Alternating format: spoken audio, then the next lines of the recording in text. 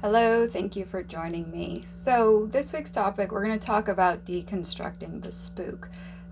It's a really hot topic, and I know many riders struggle with anticipation, potential fear issues, potential accidents, or maybe things actually going wrong and them getting hurt or their horse getting hurt, all because of what seems to have stemmed from the horse spooking or overreacting to something maybe they were surprised by. Maybe they hadn't seen before, maybe somewhere new where they hadn't been, what seemed to be the trigger. Most people are constantly in the back of their mind fixating or wondering or hoping that their horse won't spook or react to things in a big dramatic manner. And I wanted to break down the spook because the spook is the distraction. It is the symptom of something more going on. And there's three parts to this. First, I'm going to talk about the rider, then I'm going to talk about the communication, and then I'm going to talk about the horse. Most of the time when we have the horse spook, we are reacting from our emotional place of, I don't want the horse to do that. It doesn't make me feel good. Here is what I want. I hope. It is all about the human emotions. And the problem with this is that we are often hopeful in the sense of, in order to not cause a problem, we will often stay passive, we will get very quiet, and we will often try to wait and see what the horse will do, fill in the blank, in whatever scenario. And this is a big challenge because people are thinking that the spook is happening at the moment of the surprising, unexpected thing that arises, or whatever's going on, the animal that shows up that's scary. And yes, horses can absolutely be startled by things, but what the human is not considering is how many times during the everyday mundane interaction where it doesn't seem like anything exciting is happening, where it doesn't seem like anything big or dramatic is going on with the horse because they seem to be going along with what we're asking of them, that we are not noticing how many times in a subtle manner the horse will say, a bit bracy or reactive to how we're using our lead rope or our reins, meaning if we put pressure on them, does the horse have this bump or this dramatic response in their head? Does it seem like the horse is kind of concerned when they are led, when they are tied, when they're tacked, when they are mounted, to where there's always this bit of excessive movement? Even if it's only just 1 or 2 steps backwards or away from us trying to mount, or sideways away from the mounting block, or we pull out our saddle, and yes, the horse takes a step back, but hey, he doesn't pull back, so it must be fine, let's keep going. How many times do we not notice how much tension, that we literally don't stop and look visually at the horse and notice, does it look like the horse is standing with his knees locked, with his hocks locked? Does it look like his feet are in 4 different directions? Does it look like his breathing has changed, maybe from when we were brushing them to when we pull out our tack or when we go to mount him? How many times does it seem like we are planning to lead or head over with our horse in a certain place, and our horse is visually looking at something else opposite from wherever it is that he's walking, and he's still coming forward and he's not running us over, but his focus has nothing to do with where he's actually moving his feet?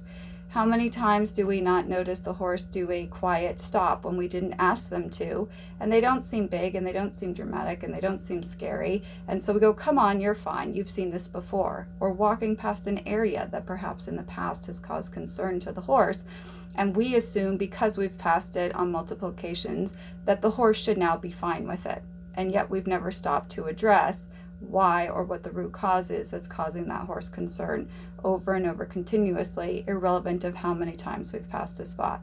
So part of what happens is, every time we have this judgment, I'll say, towards what the horse is displaying, or an ignoring towards what the horse is displaying, we are teaching the horse that we will not address them.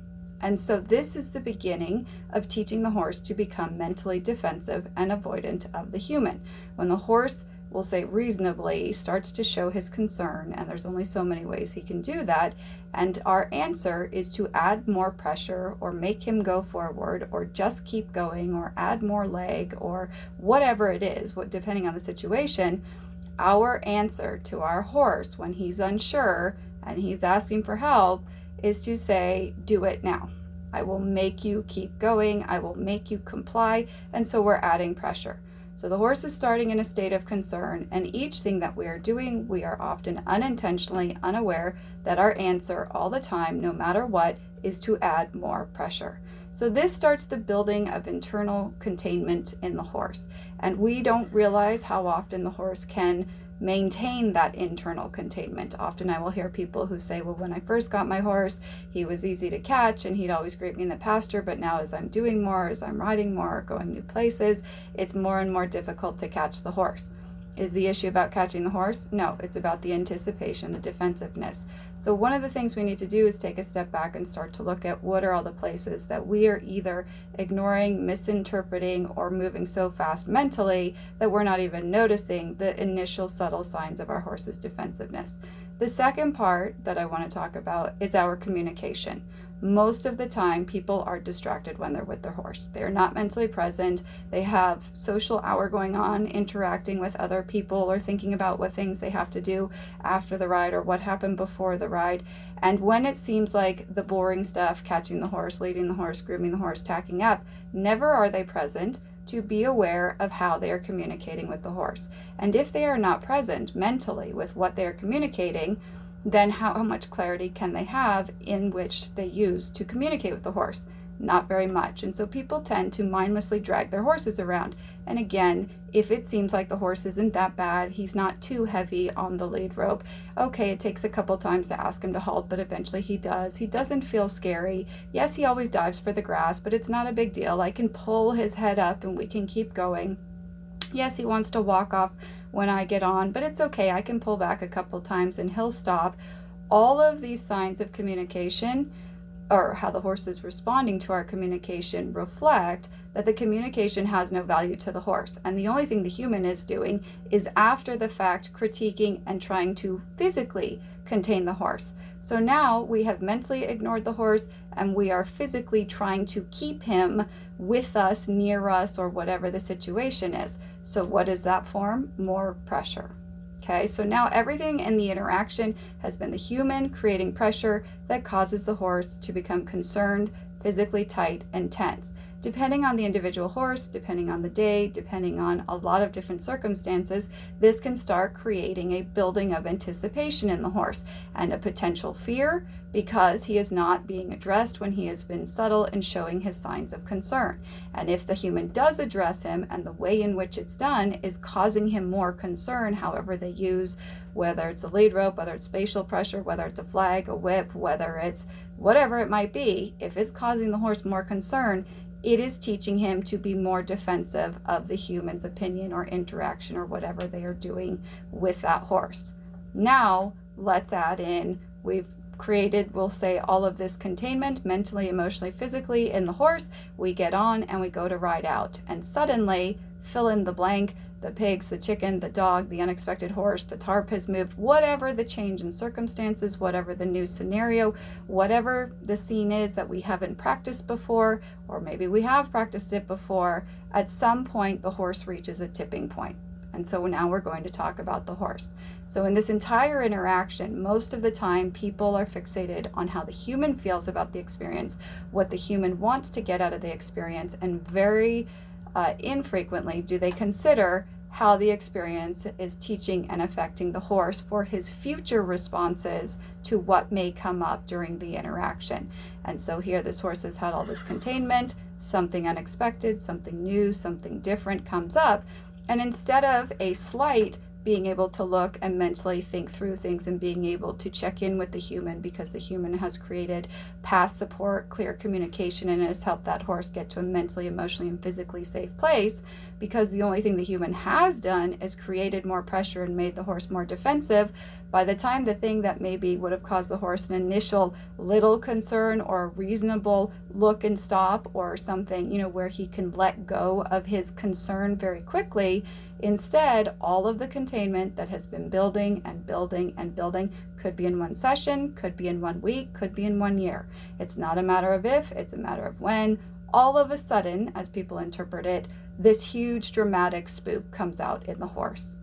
And the all of a sudden is not all of a sudden. And yet, because so many people during their interaction with the horse are only focused on what they want out of it and don't have an empathetic understanding in recognizing when the horse communicates, addressing him and helping him get to a safe place, by the time the horse becomes, we'll say, overwhelmed in the situation, instead of a reasonable, slight concern or surprise, and then being able to check in and hear how the human would like him to handle it, the horse has to take over and protect himself, which usually comes out in the big, dramatic, explosive, unwanted behavior. So I see a lot of videos where people talk about containing the spook and making him move his feet if he does spook, and making that horse go in circles, and all of these physical responses that have nothing to do with addressing the root cause of that, where that horse's focus is, his mental availability towards the human and their input, how he feels about the communication between the human, and if it actually can help him learn to think through things, physically slow down and let go of tension in his body so that he can offer reasonable responses.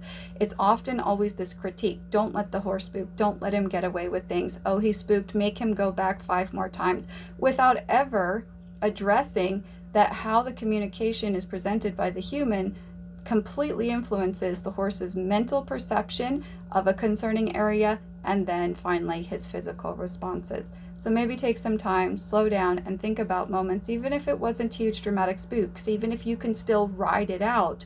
Notice, has there been a continuous escalation in your horse, in his reactivity, in his hypersensitivity, in his hyper alertness, in his anticipation?